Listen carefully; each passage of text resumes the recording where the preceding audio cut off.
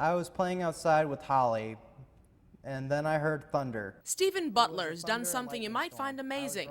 This 18-year-old high school graduate has written and published a book. It took forever to write. I mean, I'll put it this way, I've been writing books since I was in kindergarten. It's called The Lost Worlds of Buck Stevenson, 476 pages filled with dozens of quirky characters doing wacky things, a collection of far-out stories he's been thinking up for years, all of it coming from his very vivid imagination. I always look at, I could think differently than others, to the point where, my imagination, I get to just drift off and think of, details and things that most people won't even think of. A book, quite an accomplishment for a young man with Asperger's syndrome, a high-functioning form of autism. I mean, it's kind of like, there's moments where my disorders feel like it's a curse, and there's moments where I feel like they make me unique. Unique, to say the least.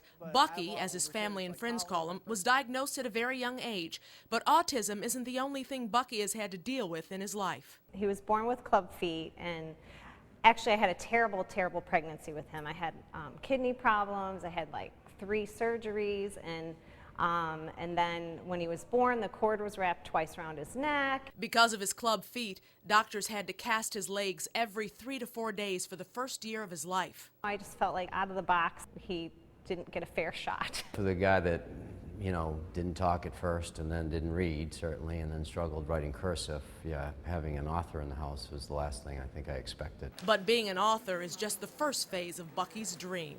My dream is to basically be the next Walt Disney. I just always wanted to do everything. What I mean is, I wanted to make films, I want to make TV shows. Bucky and his family are hoping the Tribeca Flashpoint Academy will help Bucky realize his dream of being the next Walt Disney. What you're doing in the middle is great, because that allows you to move it in full 3 dimensions. Oh yeah, I get it now.